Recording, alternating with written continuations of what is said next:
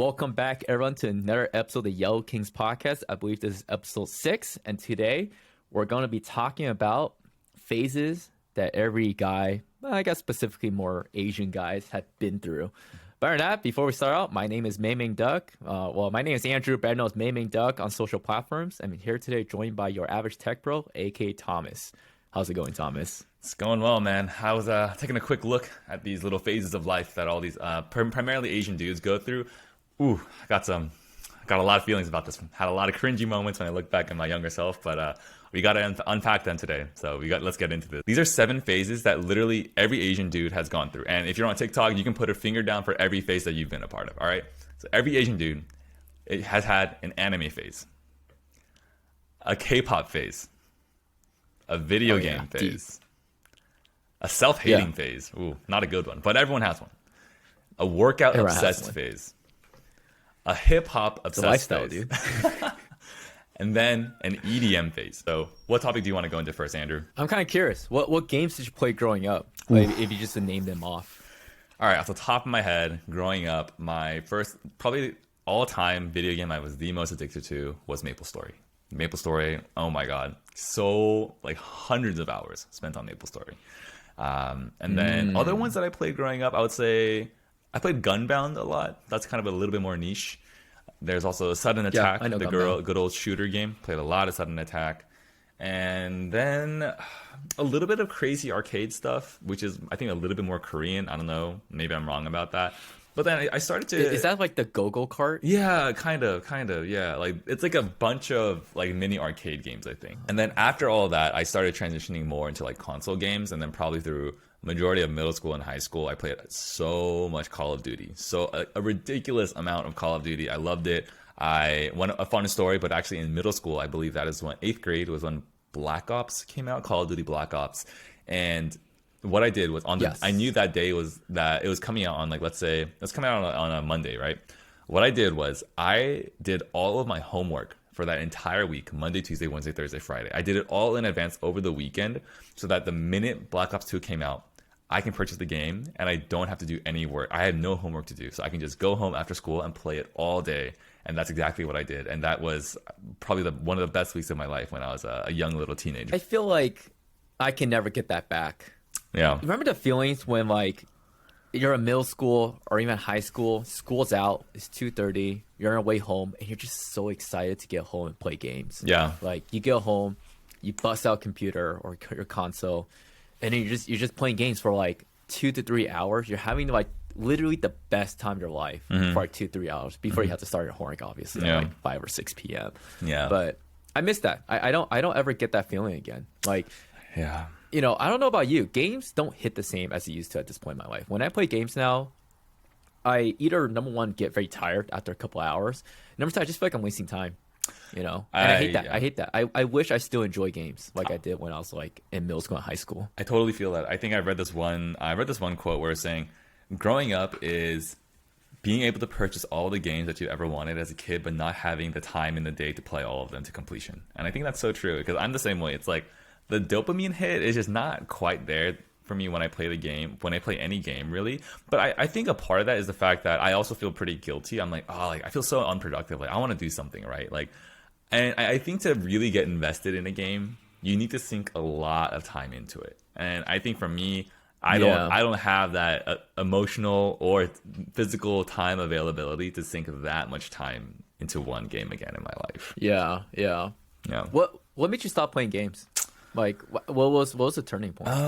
I think I stopped playing games a little bit more serious. I stopped playing games, I think, primarily a little bit during high school. That's when I started I was a hardo in high school. I was so like, I gotta get good grades, go to a good college. So I dropped a lot of things. So I spend a lot more energy like working, doing like homework and like studying to make sure I get into like a good college. And then during college and even post college now, I think I've just always been pretty busy and I've never liked games enough to really prioritize it super high up in my life. And I feel like a big part of games is the social aspect as well. Like you play, like no one likes solo queuing, you know? You want to go with your boys to play together. But for me, like none of my friends are really big gamers as well. So there's no social aspect where someone texts out being like, yo, let's hop on Valorant right now. Like none of my friends play Valorant. None of my friends played League or anything really. Damn, dude, you hung out with the cool kids. No, I think that they were damn. too nerdy to the point where they didn't even play video games. They just studied instead. What? Yo, League of Legends was so big in my school. If you weren't on League, it was almost like, what is wrong with you? Yeah. It was like a culture, dude, at my school. And it was like, everyone's into it. You go home, you sign on, everyone's on. Oh, Friday nights, man. Friday That's so nights, League sick. of Legends. So much fun, dude. Yeah. But we didn't have Discord back then. We all had to get on these stupid janky ass Skype calls. But it was so much fun. Yeah. It was so much fun. Yeah. All my friends play games. All my friends play games in high Even school. now. How about now though? Yeah. No, most of us got out of it, but now it's like, I think I was the first one to leave gaming overall. Like, I stopped playing games. I stopped playing games when I went to college, but I Yeah. think a lot of my friends still kept on playing games throughout college because I didn't bring my PC with me to college. I just had a MacBook. Yeah. And we can get into this can be our second topic, but in college I was like, I'm switching priorities from games to personal development. Let's just leave it at that. For now, all right? We'll talk about it more in a second. Sure. I get it. But nowadays, like, me and my buddies, like, yeah, we'll play games. Like, it'll be one of those, like, once a month, or once every 2 months. We go to PC Bang around my area. We That's so actually have sick. PC cafes in my That's area. so sick. And then we'll just get there. We'll just bang League of Legends for 5 hours, and it's like it'll be 5 hours in which, like, we're just reliving the good memories in high school. Yeah. It'll be so much fun. So do you It'll be think so it's much fun? But so I can't do it every day. I can't. Is It will the be fun. fun part of that the actual video game itself, or is it just being with your boys and playing together? Is that the actual fun part? Being with the boys and playing together, 100%. Being Yeah. with the boys and playing together, and kind of being nostalgic, you know. Like, Yeah. I like it when we get pissed at each other and we Yeah. start raging at each other because it reminds me of, like, the good old days, right? It's Yeah. like, dude, what the fuck are you doing, man? Can you gank my bot lane? It's like, no, I gotta get red buff first, all right? Dude, come on, man. It's open Yeah. right now. It's open. Yeah. You come Yeah. here, free kill, guaranteed. Yeah. And then the fucking support dies, and everyone's pissed at each other. You know, it's like, oh, I Right. fucking love that shit. Yeah. Man, I actually tried so hard to get into League, but I think MOBAs just weren't my thing. Maybe I just didn't put enough time into it. I think I'm just more of a first-person shooter guy or an MMO. So, like, I played a little bit of Counter-Strike, and Counter-Strike was pretty fun. I liked it a lot. I mean, did your friends play League? A subset of my high Right. school friends, they played League. Yeah. One of them was like he was super snobby about it. He's like, I play Han. That's so much more. It's so much harder than League, bro. It's a better game. Oh my! I don't want to go. Dude, I it's don't want like to the open up Dota this guys. can of worms, bro. It's like the Dota guys, dude. It's like, oh, you play League? I play Dota. It's like, Yeah. you suck a dick, all right? Your game is dead. Oh my god, dude, so true, so true. Oh man! But What was the most dominant game in your school, though? What'd you say? probably. Oh, I think because my high school was majority white, like Call of Duty was pretty big. You know, Yeah. like yeah. people love that shit. That is like an American game. It's a very you know? Western game. Oh yeah, it's America, dude. Yeah, Guns and planes yeah, it's and like, UAVs. And We're going fucking on a fighter special jets. ops mission to shoot down the enemy, and then that's like, okay, bro, like that's very American made. Whereas League of Legends, actually, League of Legends is American too, but it's very like Yeah. I think it appeals to the East Asian demographic a lot.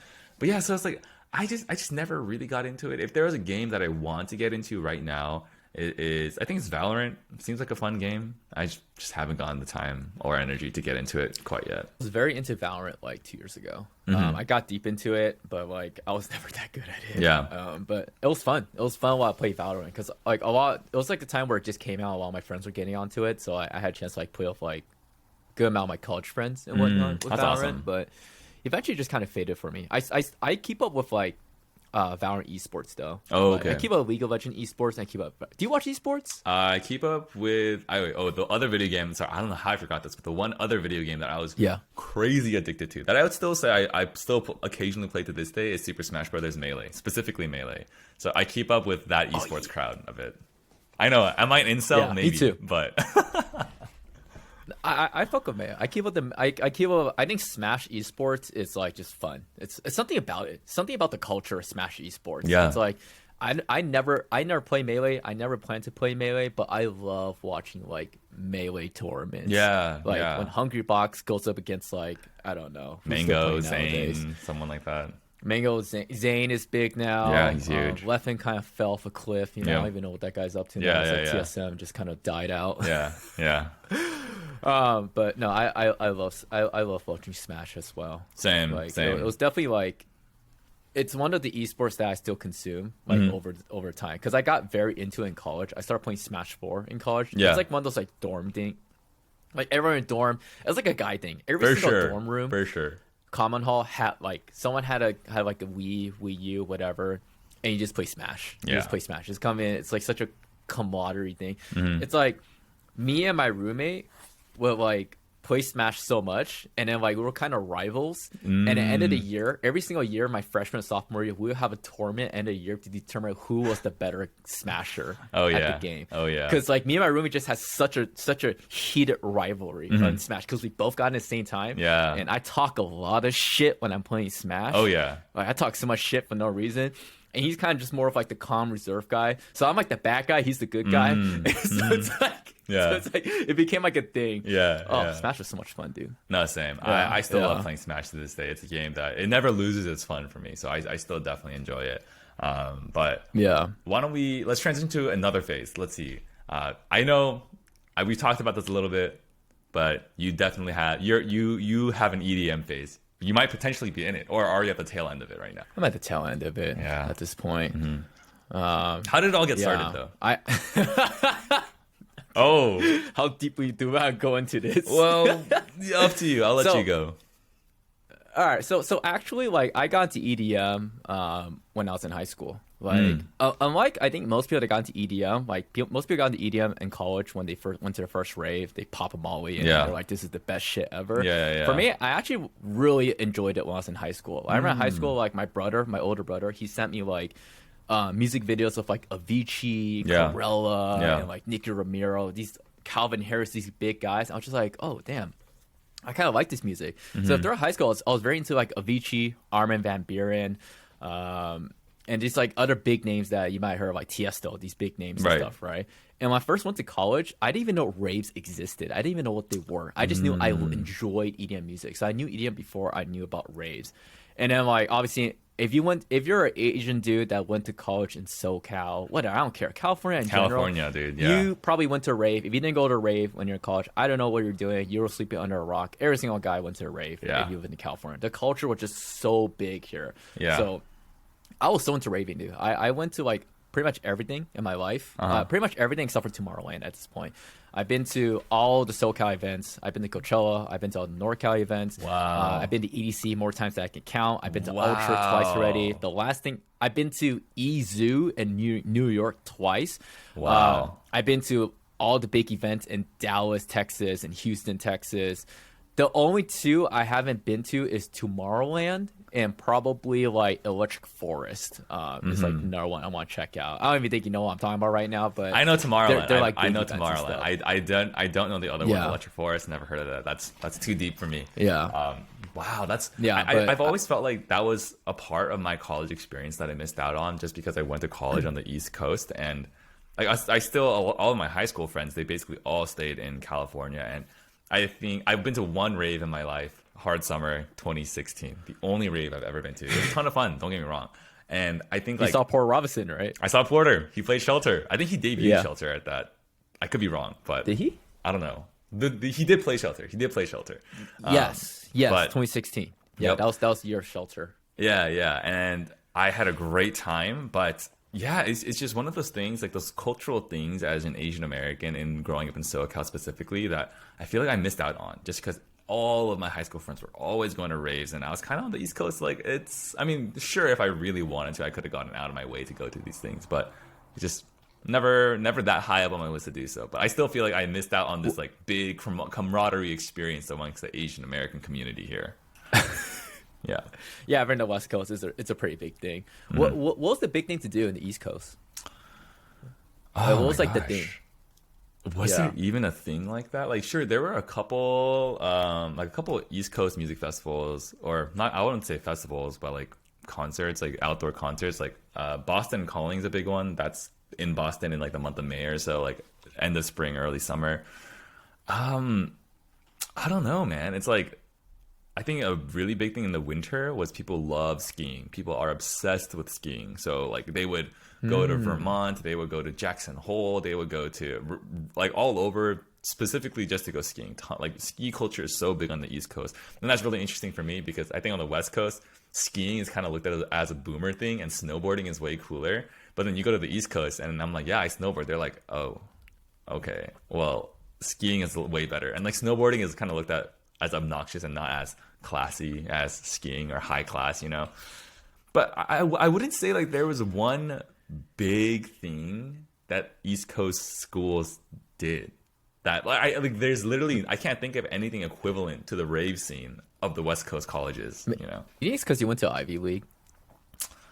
Maybe. And it's just like a different crowd. I could be out of touch amongst like the other schools on the East Coast, you know. Because when you mentioned Jackson Hole and all those things, I'm like, dude, that's like a very privileged thing to go. Yeah, to, no, like Jackson Hole. Yeah, Like, absolutely, absolutely.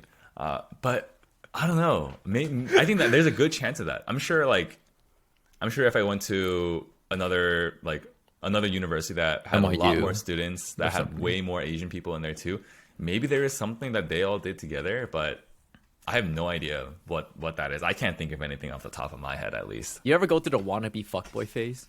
Like you try so hard to be like this Asian fuckboy. Yeah. I bought dude, I want to be. I'm cringe right now. Okay, I want to be an Asian fuckboy so bad. I bought a vape in my sophomore year of college, but then I bought it with no nicotine. I went to the vape shop, and then the guy asked me, "It's like, oh, how many packs were you going through a day?" I was like, "Oh, I don't smoke." And he looked at me confused. I'm like, "Yeah, I can just give like no nic." And I brought it back to my door. I just started vaping my vape with no nicotine. I just wanted to look like I vaped when I didn't even vape. God. Oh my god, that one hurts. That I one brought hurts to like parties and stuff, and people were like, "Yo, can I hit your vape, bro?" They'll hit it. They'll keep hitting it. They'll be like, "Yo, there's nothing in here." I'm like, "Oh yeah, there's no nicotine in it." Yeah, did you go through like a wannabe fuckboy phase? Yeah, I mean, I think especially going like on the because I'll be honest, I am a cookie cutter, stereotypical SoCal Asian boy. No question about it. But it's interesting because take me to the East Coast. Like, okay, like for example, back in the day, I think like 2015 to 2019. Remember those joggers, like Zesty pants that had the zippers on them? So popular. Like these joggers. Are you talking about these? No, not those specifically. Like there's like another slight variation, but those are also super popular. Yeah, but it's like I guess just the way that I dressed like a super typical SoCal boy, and I was one of 1 million people that looked exactly the same in SoCal. But then you take me to the East Coast, people were like, "Yo, this guy dresses different. Man, he's crazy. He's so like street or whatever." I'm like, dude, literally, I'm textbook Asian boy right now. But with that, I wanted to lean into. I actually tried to be like an Asian fuckboy. Like I wanted to be a Kevin Nguyen, but just not me, man. Yeah. Like I never got as much as people make fun of it. It's like we all low-key like we want to be that at one point. Yeah, it's like why do you think that there are so many? This is what gets the girls. No, literally, it's like why do you think that there are so many Kevin Nguyen wannabes out there in the world? Is because ABGs love that, and all the Asian dudes want to be with ABGs during college, and it's like, come on, you know. But I just I grappled with this so much that I just came to the conclusion. I'm not a fuckboy, man. That's another phase in itself. Yeah. Yeah, like the Kevin Nguyen wannabe phase, man, the ABG phase. It's like I'm not that. Like I'm a pretty cookie cutter, I'm a pretty straight edge dude, and it's just not me, you know. Yeah. Why do you think Asian dudes like ABGs? What is it about that entices us? I think it's just like it breaks the norm of what people think Asians are, you know? Like well, nowadays maybe not because it's like very common, but at least 10 years ago when they first started, like that ABG look started getting popular, I think it just broke the norm of what people perceived Asian people to be. And same thing with the whole Kevin Nguyen Asian fuckboy look. It was different from what it helped. I think what were a lot of nerdy Asians break free from their typical nerdy look. Like that's why I think even if you go to Berkeley where there's like lots of kids who probably the vast majority of them were top of their class, kind of nerdy in high school, they turn into gigantic fuckboys and like want to be Kevin Nguyen's and ABGs because they want to break free from that identity. I was there. I was one of them. I can't say much about it either. You know, that was me. You know, and I think that's why it's so popular these days. Yeah, with the black t-shirts, you know. Oh, I have so many black t-shirts. I still have a lot of black t-shirts. I wear primarily black today. It's surprising that I'm wearing white because I'm actually wearing so much. Me too. I'm wearing white today. Yeah, as I wear well. so much black on a day-to-day basis. What was the most Asian fuckboy thing that you did outside of getting a jewel or like a vape?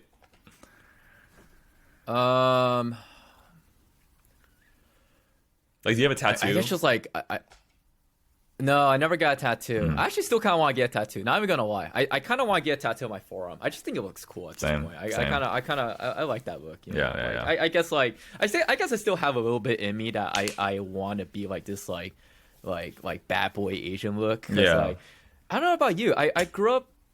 I wasn't like all right. I wasn't really a. I was a nerd in high school, but I wasn't like a complete. I don't think I was a complete loser, right? I had friends. I had things I did. Right? I had my community, but it's like I feel like just part of me just always like wants to break out that shell for some reason. I always viewed myself as a nerd for some weird reason. Yeah.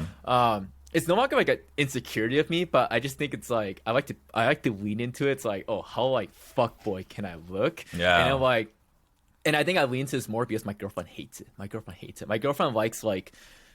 My girlfriend's ideal guy, it was the guy that I was when she met me. Like, you're stereotypical yappy, like white collar yappy, works like a software engineering job, works in investment banking, Yeah. has a nice career. And then I was like, nope, I'm going to quit my job. I'm going to become a TikToker, Oh and I my want to God. get tattoos. I dyed my hair silver last year too. I was like, I'm going to dye my hair silver. I remember I'm gonna that, drive a yeah. fucking Subaru. Yeah.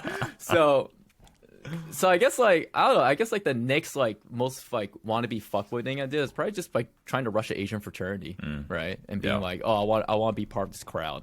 Yeah. Looking back, like I won't, you know, I honestly think I would end up the same place. I won't say like, oh, it's a good idea or bad idea. I didn't like end up joining them, Yeah. but it was like one of those thing. A moment, it's like, I don't know about your school, but like Asian frats in my school are very, very notorious for just like.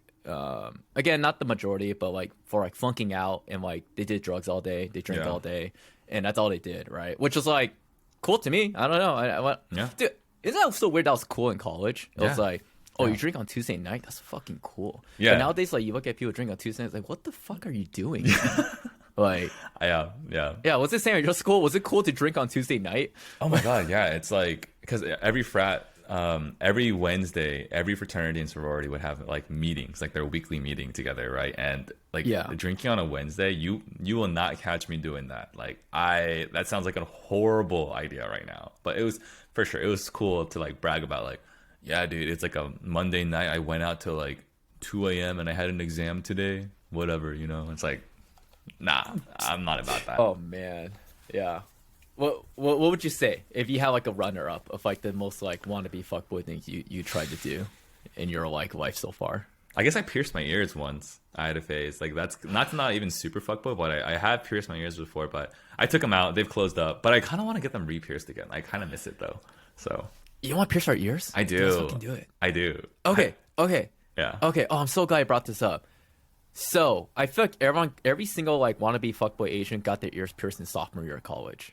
Right? It I was, like, literally the got year mine that done in your sophomore ears year of pierced. college. Yeah. Sophomore year. Yeah. I'm telling you. Freshman year is when you came out as a nerd. Yeah. And you don't get any bitches. You're like, okay, how'd I get bitches? Right? You're like, oh. I need to become Kevin Ewan, dude. I gotta get these ABGs. It's Yeah. like I don't even like ABGs, but I think I need to get them. Yeah. I don't know why. But it's, Oh my God. it's how just like, all right, what did I do? All right, I got to join fraternity. I Yeah. gotta get my ears pierced. I was so sad because some of my guy buddies, right? I'm still friends with to this day. They all like got their ears pierced in sophomore year, but my sophomore year when they got their ears pierced, I was doing internship. So I couldn't join them. And by the time I came back, I wasn't going to get my ears pierced alone. It was like, it was supposed to be a thing we did together as a team. The And camaraderie. Dude, it's like one of those things. Ear piercing is one of those things like, unless you got it in college, no one gets ear piercing after you finish college. If you got ear piercings after you finish college, everyone's like looking at you like, what's wrong with you? Like, what, Yeah. you still going through like a phase or something? Like, Yeah. you either got it in college or you don't get it. You don't It's get one it for the those rest of your things. life. It's done. That phase is done. Yeah. You know? Yeah. Right? So if you were ear piercing, you have to say, oh, I did it when I was in college. And it's like, oh, whatever, understandable. But it's like, oh, I did it when I was like 26. Why? Oh my Why did God. you get ear piercings So when you're true. 26? So true.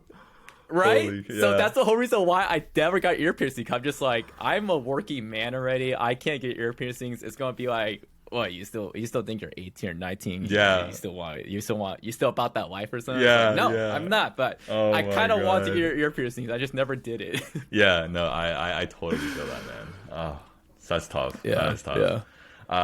Yeah. I guess the last phase that I wanted, because we talked a little bit about all the other phases up until now. We actually talked about K-pop in an entire episode. Check it out; it's episode 5, the one right before this.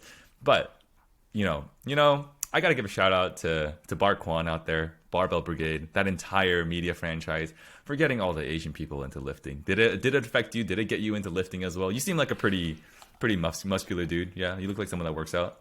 I'm a big fan of Bart Kwan. I still am to this day. I watch all his stuff, not all his stuff, but I watch JK News. I watch. I actually got more into it in the recent years than I was in the past. But yeah, like lifting. Okay, I'm not like I don't lift like 24/7. Like I never got like super jacked or anything. Yeah. It still is a goal of mine to get really, really jacked and shredded. Wait, what? Before you but get into I mean- that, what is your max bench press, squat, and deadlift ever, all time? Max bench, and squat. I don't deadlift. Okay, understandable. But max bench and squat 225. Okay, nice, solid. What's yours? Bench was also 225. I think I did it for 2 reps. So 225 bench. You've never seen me in person. Fun fact: Andrew and I have never actually met in person. This is an online friendship only. We basically met on MapleStory. Yeah, he's my inner friend. Yeah, exactly. But I've got pretty beefy legs. I got some thunder thighs for sure. So I don't know. My max squat was like 3 plates, like 315. So that was nice. Damn. But nowadays, I hit the gym I too. bench like 185 for 5 reps, and then I'll do like I can still squat a decent amount. I can squat like 245 for like a set of 5 or something like that. Me too. I used to lift more. Yeah. But then it's like once you hit it, you kind of go back. You start working out for like a month, and then like you lose everything. It's Yeah. like fuck. I'm back to like a 155 bench for some reason. Yeah. What? I have a fun story for this, but what was the ticking point there? Like I need to start lifting. I think I was always just like really into like looking good, like shirtless and being muscular. I like very much so subscribe to that a lot. Like so, I was probably, and I think this probably led to why I went through a little bit of an eating disorder in college. But I got into fitness media super young in like middle school. So like until I was old enough to actually get like a gym membership and stuff like that, I was always consuming that media, and I always wanted to look a particular way. So that I took it super, super seriously for once I started being able to like go to the gym and work out. Dude, for me, it was like a turning point. It was literally like, so I started going to the gym like my freshman year of college, but I didn't take it too seriously. I went like twice a week, whatever, did some benches, whatever, and all that stuff. The turning point was in my sophomore year. I went to a rave with this girl, and then she wanted me to carry her on my shoulders. Yeah. And for the love of God, she was not that heavy. Yeah. She was 135 at Ooh, most. light, super small. Like yeah. I was stumbling over. I could barely lift her up. And then after that day, I'm like, I need to lift. Oh like dude, that was my. embarrassing. Dude, Thomas, imagine this. You're at a rave, this girl, and you are there having fun, and she's like, let me get on her shoulders. I'm like, yeah, hell yeah, get on my shoulders. And then once you lift her up, you're like, Uh-oh.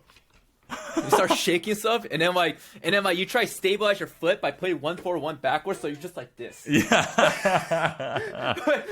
like and you're really shaking, doing it. And everyone behind you is like, whoa, don't fall back. Yeah. They're trying to like hold her up and Wow. stuff.